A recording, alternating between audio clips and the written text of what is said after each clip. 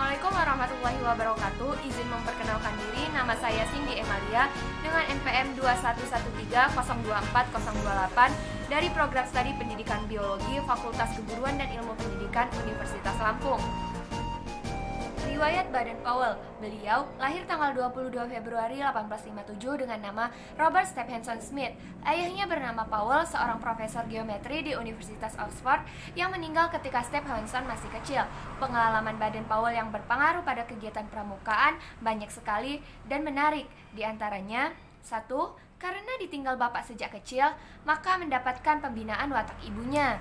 Kedua, dari kakaknya mendapat latihan keterampilan berlayar, berenang, berkemah, olahraga, dan lain-lainnya.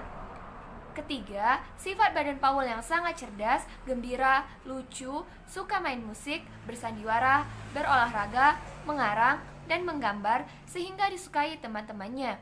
Pengalaman di India sebagai pembantu letnan pada resimen 13 Kavaleri yang berhasil mengikuti jejak kuda yang hilang di puncak gunung serta keberhasilan melatih panca indera kepada Kimball O'Hara.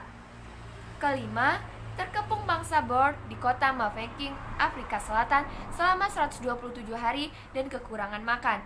Keenam, pengalaman mengalahkan kerajaan Zulu di Afrika dan mengambil kalung manik kayu milik Raja Dini Zulu. Pengalaman ini ditulis dalam buku Ice to Skading yang merupakan petunjuk bagi tentara muda Inggris agar dapat melaksanakan tugas penyelidik dengan baik.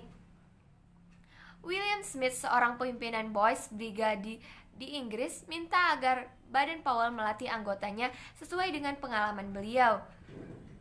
Kemudian dipanggil 21 pemuda dari Boys Brigade di berbagai wilayah Inggris. Diajak berkemah dan berlatih di Pulau Bronsey pada tanggal 25 Juli 1907 selama 8 hari.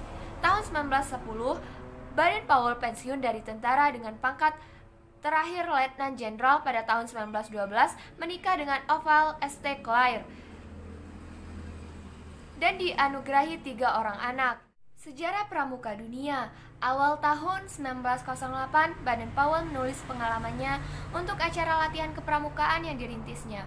Kumpulan tulisannya ini dibuat buku dengan judul Scouting for Boys. Buku ini cepat tersebar di Inggris dan negara-negara lain, yang kemudian berdiri organisasi kepramukaan yang semula hanya untuk laki-laki dengan nama Boy Scout. Tahun 1912, atas bantuan adik perempuan beliau, Agnes, didirikan organisasi kepramukaan untuk wanita dengan nama Girl Guides yang kemudian diteruskan oleh istri beliau. Tahun 1916, berdiri kelompok pramuka usia siaga dengan nama Cub atau Anak Serigala dengan buku The Jungle Book karangan Rudyard Kipling sebagai pedoman kegiatannya. Buku ini bercerita tentang Mowgli, si anak rimba yang dipelihara di hutan oleh induk serigala. Tahun 1918, beliau membentuk Rover Scout bagi mereka yang telah berusia 17 tahun. Tahun 1922, beliau menerbitkan buku Rovering to Success atau Mengembara Menuju Bahagia. Buku ini menggambarkan seorang pemuda yang harus mengayuh sampannya menuju pantai bahagia. Tahun 1920 diselenggarakan Jambore Dunia yang pertama di Olympia Hall, London. Beliau mengundang pramuka dari 27 negara dan pada saat itu Baden-Powell diangkat sebagai Bapak Pandu Sedunia atau Chief Scout of the World. Tahun 1914, beliau menulis petunjuk untuk kursus pembina pramuka dan baru dapat terlaksana tahun 1919. Dari sahabatnya yang bernama W.F. Du Bois McLaren, beliau mendapat sebidang tanah di Singford yang kemudian digunakan sebagai tempat pendidikan pembina pramuka dengan nama Gilwell Park. Tahun 1920 dibentuk Dewan Internasional dengan 9 orang anggota dan biro sekretariatnya di London, Inggris, dan tahun 1958 Biro Kepramukaan Sedunia dipindahkan dari London ke Ottawa, Kanada. Tanggal 1 Mei 1968, Biro Kepramukaan Sedunia dipindahkan lagi ke Geneva, Swiss. Sejak tahun 1920 sampai 19 kepala Biro Kepramukaan Sedunia dipegang berturut-turut oleh Herbert Martin, Inggris, Kolonel J. Nelson, Inggris, Majen D. Chesbury, Kanada, yang pada tahun 1965 diganti oleh RT Lun. 1 Mei 1968 diganti lagi oleh Dr. Lazio Nagy sebagai Sekjen Biro Kepramukaan Sedunia.